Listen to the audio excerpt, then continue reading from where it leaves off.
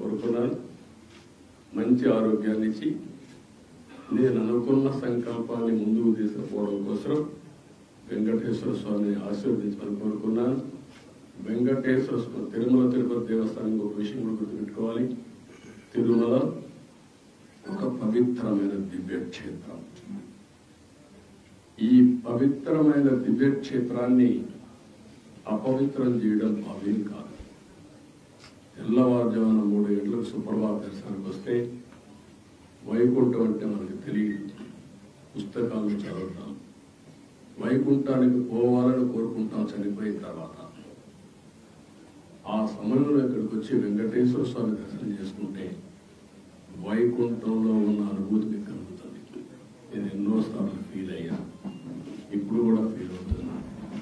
అందుకే నేను ఇక్కడికి వచ్చినప్పుడు అన్ని విషయాలు మర్చిపోయి ఒక పవిత్రమైన భావంతో పోవాలి.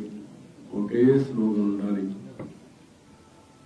ఏడుకొండలవాడ వెంకటరమణ గోవింద గోవింద తప్ప, ఓం నమో వెంకటేశాయ తప్ప వేరే స్లోగనే ఉండకూడదు, వేరే వ్యక్తి జ్ఞాపకం రాకూడదు. ఆ పేరుతోనే మొత్తం ప్రక్షాళన చేస్తాం. మళ్ళీ భారతదేశం కాకుండా ప్రపంచం మొత్తం అభినందించే విధంగా ఈ టీడీపీని తీర్చిదిద్దామని తెలియజేసుకుంటూ, మరొకసారి మీ సమస్యలు మళ్ళా సమయం వస్తుంది. నేను ఎప్పటికీ కూడా మాట్లాడతాను అన్ని విషయాలు. ఎందుకంటే మళ్ళా నేను లైట్ కూడా క్యాచ్ చేస్తున్నానండి. Just a couple of questions.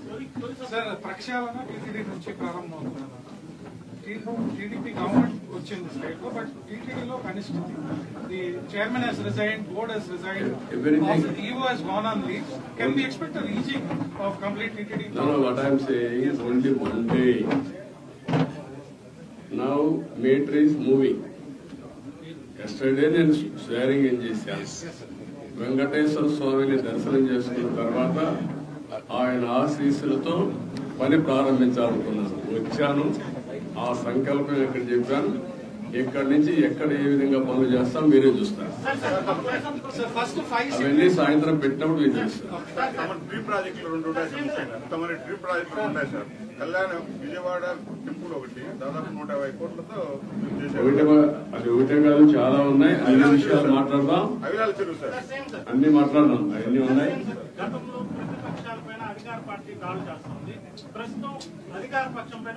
నేను మాట చెప్తానంటావా? అవన్నీ వెంకటేశ్వర స్వామి టెంపుల్లో మాట్లాడడం కరెక్ట్ కాదు.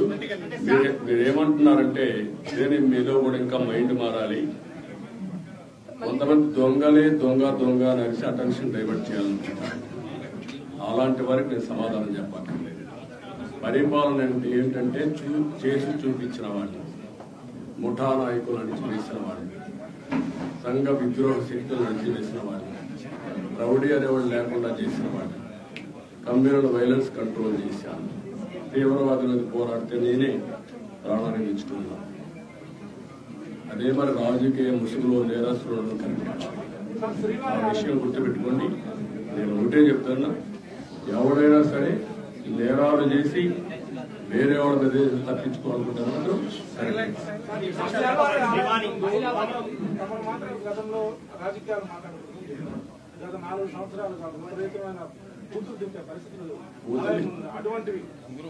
ఒకటే కాదమ్మా, నేను కూడా ఇక్కడికి వచ్చినప్పుడు ఓట్లు అడగడానికి కూడా వీలు లేని పరిస్థితి.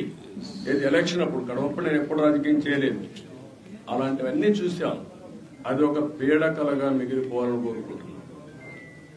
మీరు మాట్లాడిగారు కాబట్టి చెప్పాను. నేను అది కూడా చెప్పదలుచుకోలేదు. ఇక్కడ ఎవరైనా సరే నేరస్తులు నేరం వేరే వాళ్ళపైన వేయడానికి ముందుగానే ఎల్బీ క్రియేట్ చేయడం, అలాంటి మాత్రం నా దగ్గర జరగవు.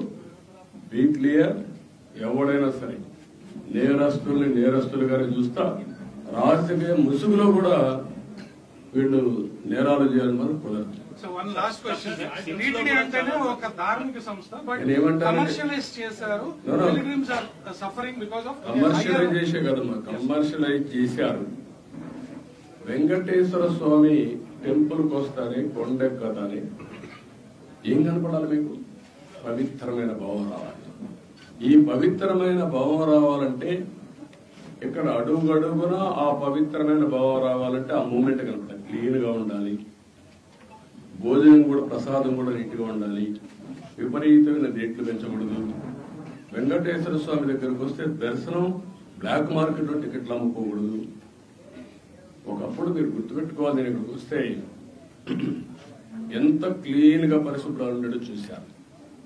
నేను కొండపైన పెద్ద ఎత్తున గ్రీనరీ పెట్టి, పెద్ద ఎత్తున ఔషధాల ప్లాంట్స్ అన్ని పెట్టి ఇక్కడికి వస్తే లైఫ్ పెరగాలని ఆలోచించాను. అలాంటివన్నీ కూడా మీరు గుర్తుపెట్టుకోవాల్సింది. ఒక దివ్య క్షేత్రం చేయాలంటే ఆల్ ఆస్పెక్ట్స్ లో కాన్సన్ట్రేట్ చేయాలి. అదే చేశాం. ఇక్కడ ఒక దాన్ని ఏమనాలి నాకు అర్థం కాదు, కానీ ఒక వరస్ట్ ప్లేస్ గా తయారు చేయాలంటే ఏ విధంగా తయారు చేయాలో అన్ని తయారు చేశారు.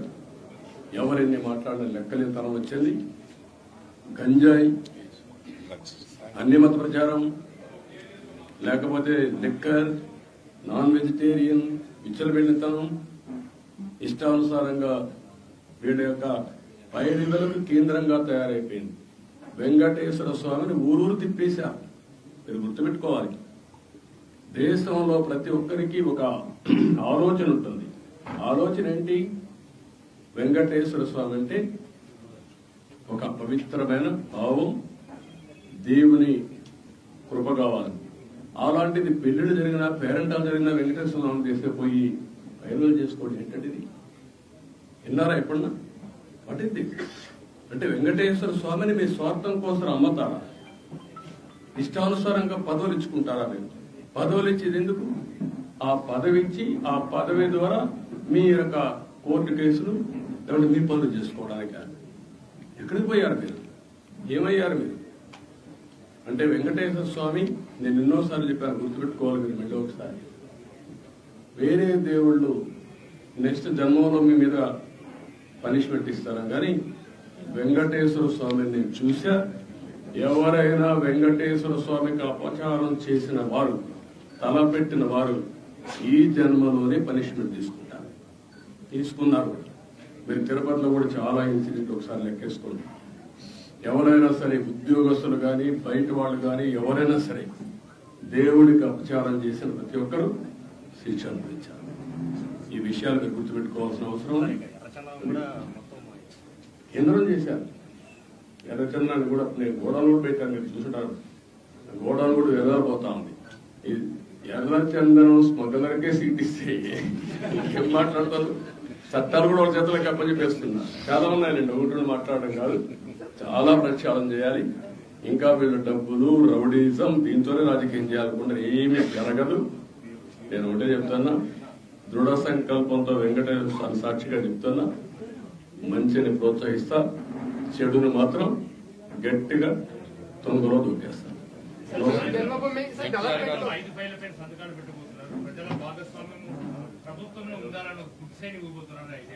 చెప్తారు కదా, అన్ని చూస్తాను కదా, మీరు అన్ని చెప్పాల్సిన భోంచేయ ముందు రుచి ఎందుకు కాదు. నేను ఒకటే చెప్పా, 1.0 చూశారు, 2.0 చూశారు, 3.0 చూశారు, 4.0 వచ్చాను. ఇప్పుడు మీరు చూడబోతారు. ఇప్పుడు అందుకే అందరికి అప్పీల్ చేస్తున్న, ఆఫీసర్లు కూడా, ఎంప్లాయీస్ కూడా అప్పీల్ చేస్తున్నా, రాజకీయ కార్యకర్తలకు అప్పీల్ చేస్తున్నా. నష్టపోయాం, ఈ నష్టాన్ని రికవర్ చేసుకోవాలి. అందరూ కూడా కలిసి పనిచేద్దాం, ముందుకెళ్దాం. Thank you.